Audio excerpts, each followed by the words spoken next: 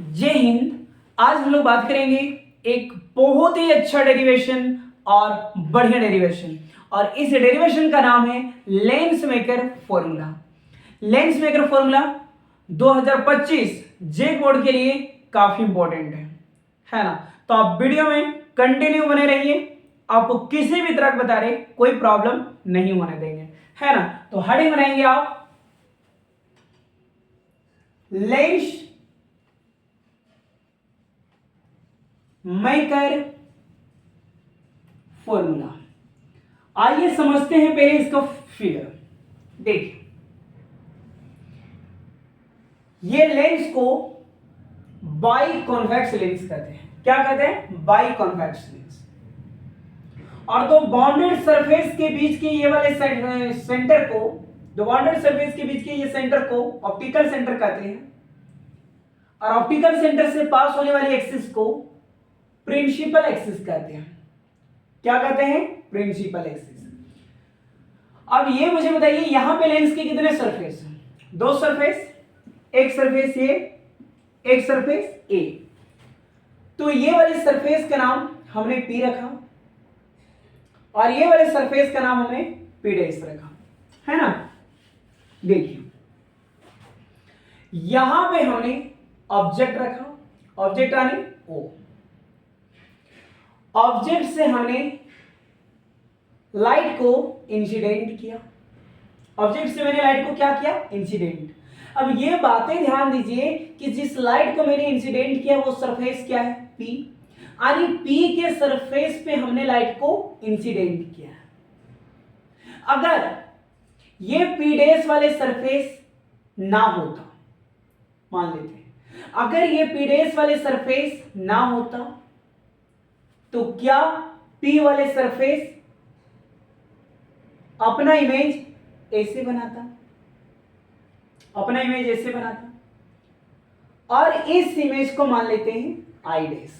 क्या मान लेते हैं? I dash. फिर से ध्यान दीजिए, जिस लाइट को मैंने इंसिडेंट किया वो सरफेस क्या है? पी। मैंने कहा अगर पी डैश वाले सरफेस ना होता तो पी वाले सरफेस इमेज ऐसा बनाता, यानी आई डैश। तो यहां से आप क्या समझ रहे हैं कि P का जो ऑब्जेक्ट होगा, P का जो ऑब्जेक्ट होगा वो ऑब्जेक्ट क्या होगा? U। और P का जो इमेज डिस्टेंस होगा वो मेरा क्या हो जाएगा? V dash. क्या इतना बात है समझ में आया? P का ऑब्जेक्ट क्या हो जाएगा? U, और P का इमेज क्या हो जाएगा? V dash. क्या बात है समझ में आया? लेकिन P डैश का सरफेस होने की वजह से, P डैश के सरफेस होने की वजह से ये लाइट बेंड होता है और इस प्रकार वो रिफ्लेक्ट करेगा, और ये अपना इमेज क्या बनाएगा? आई। इमेज क्या बनाएगा? आई। अब एक बात मुझे बताइए कि आई इमेज कौन बना रहा है? पी या पी डैश? सर पी का तो ऑब्जेक्ट यू है, पी का इमेज पहले से आपको पता है पी डैश से, भी डैश से। तो पी डैश का जो इमेज बना वो इमेज क्या बना? आई। इसका मतलब ये है कि पी डैश का इमेज जो डिस्टेंस होगा वो क्या हो जाएगा? v।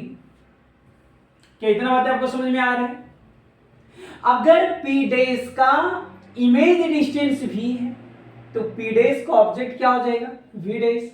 Combination of thin lenses में मैंने ये बातें बताया था कि अगर p का ऑब्जेक्ट u है, p का इमेज अगर v डैश है, तो p डैश का अगर इमेज डिस्टेंस v है तो p डैश का ऑब्जेक्ट क्या बनेगा? v डैश, है ना।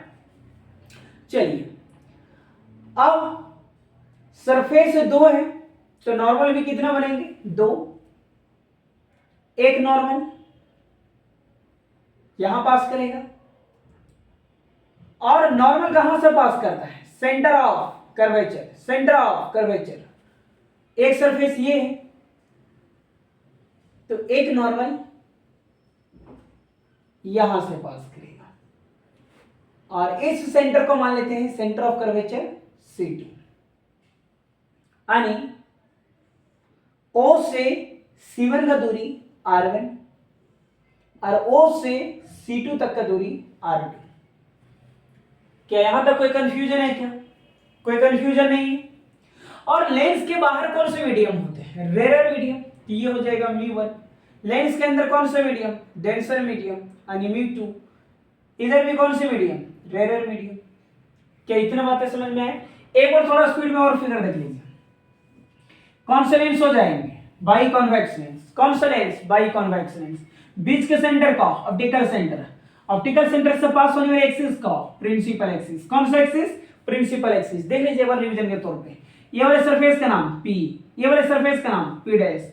यहाँ पे मैंने क्या रखा, ऑब्जेक्ट। ऑब्जेक्ट स्लाइड को आपने क्या करा, इंसिडेंट। अब इंसिडेंट जो करा वो किस सरफेस पे हुआ है, P सरफेस पे।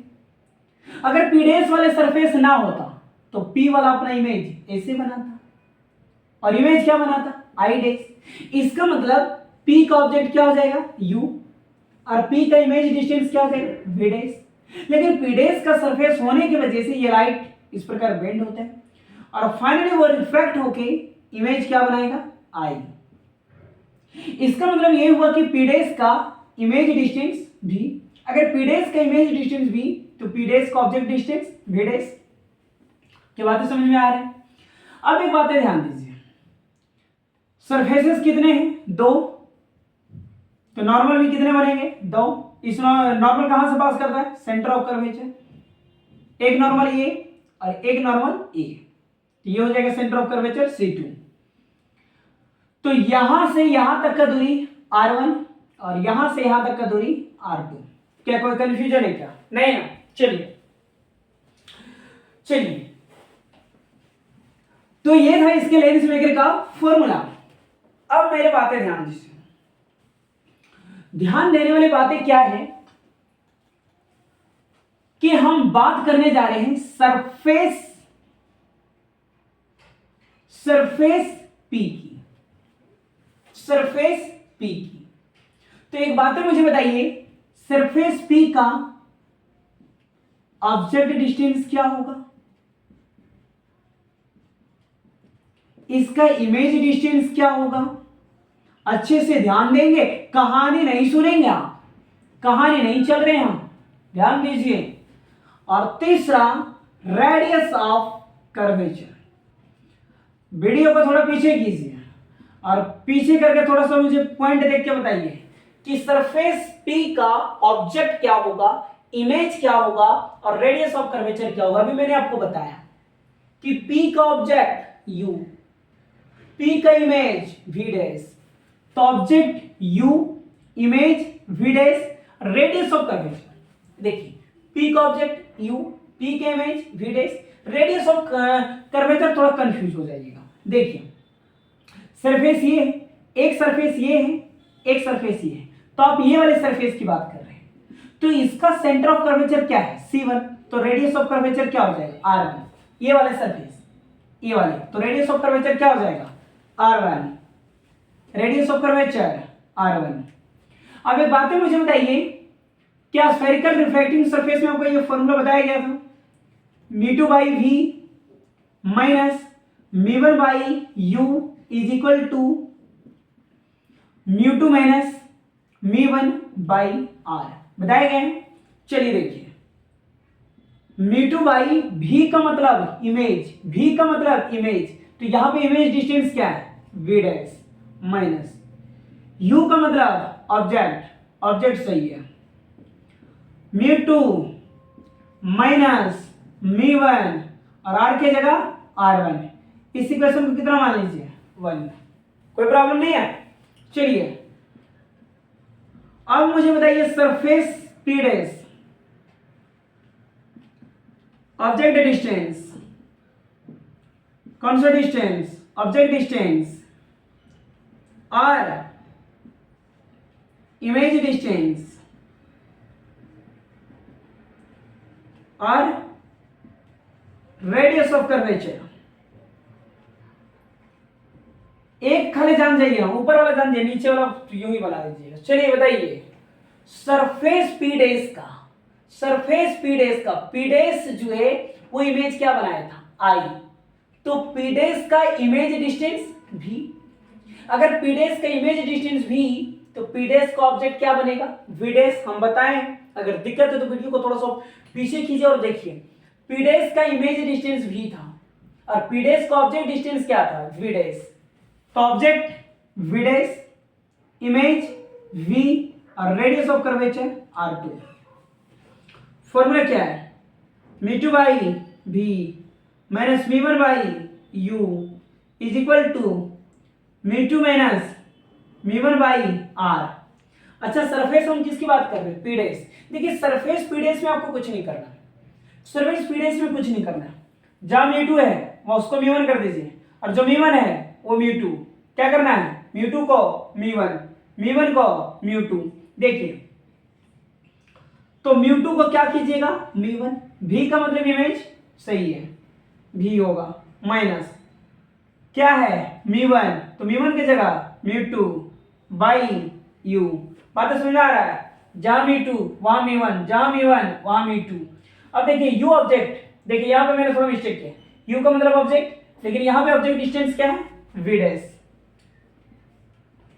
v dash. क्या बात समझ में आ गया, इमेज सही है, object v dash, μ2 minus μ1, μ2 minus μ1 नहीं, μ2 को μ1 है ना, जहां 2 वहां 1, जहां 1 वहां 2, और ये हो जाएगा r2, इस इक्वेशन को 2 है ना, μ2 के जगह μ1, μ1 के जगह μ2, μ2 माइनस μ1, μ2 माइनस μ1 नहीं, μ1 माइनस μ2, क्योंकि μ2 के जगह μ1 और 1 के जगह 2।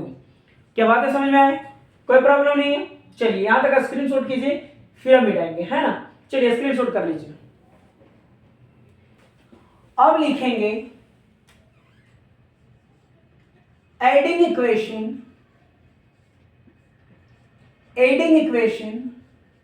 1 एंड 2, दोनों इक्वेशन को ऐड कर दीजिए, इक्वेशन 1 और equation 2।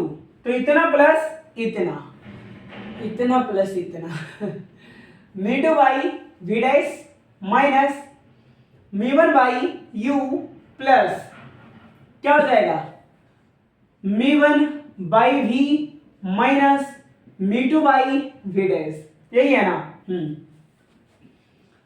μ2 minus μ1 by r1 plus μ1 minus μ2 by r2, है ना।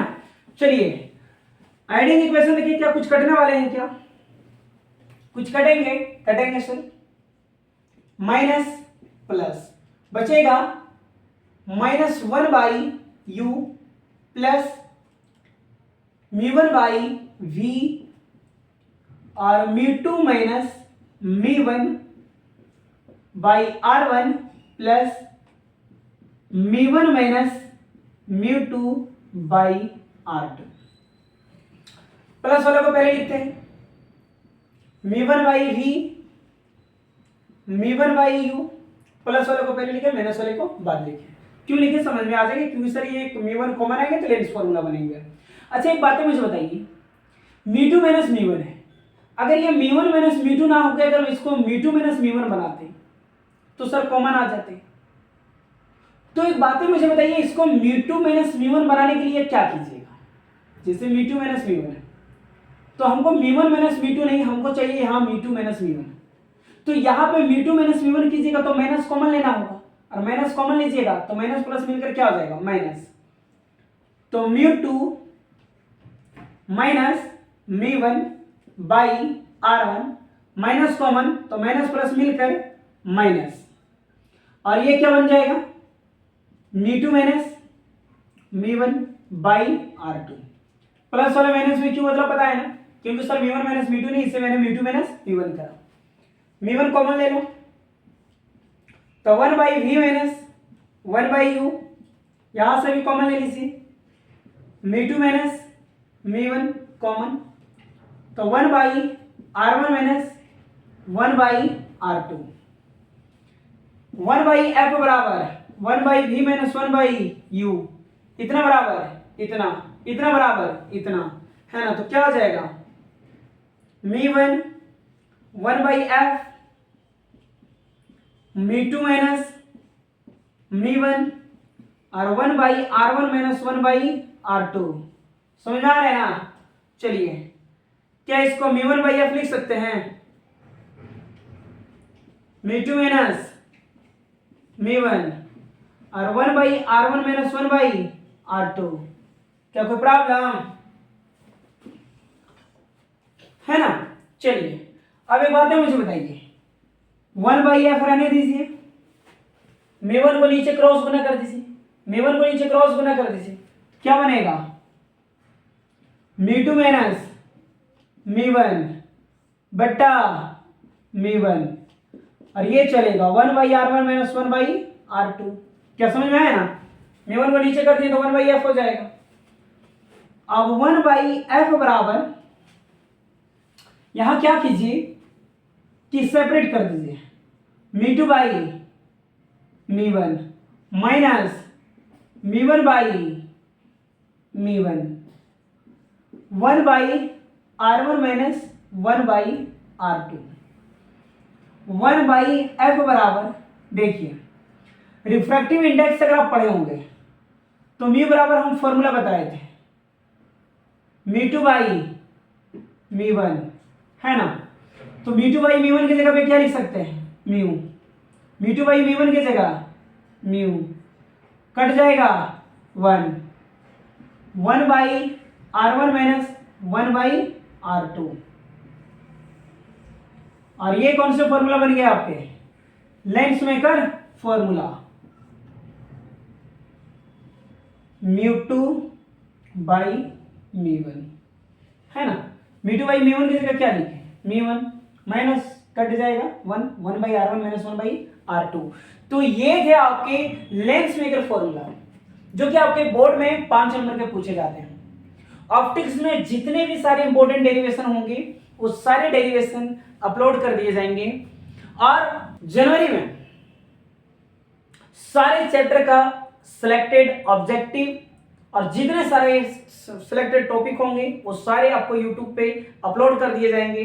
और नीट वाले बच्चों के लिए एक बड़ा खुशखबर है कि अब इस चैनल पे एक नीट का बैच स्पेशल चलाए जाएंगे। नीट का बैच स्पेशल चलाए जाएंगे, हर एक चैप्टर वाइज होंगे। हर चैप्टर से 100 क्वेश्चन का प्रैक्टिस आपको करवाए जाएंगे यूट्यूब पे, है ना? अलग उसका वीडियो बनाए जाएंगे, है ना? तो चलिए ये था लेंस मेकर फॉर्मूला, इसे कंप्लीट कर लेंगे। मिलते हैं नेक्स्ट वीडियो में। जय हिंद।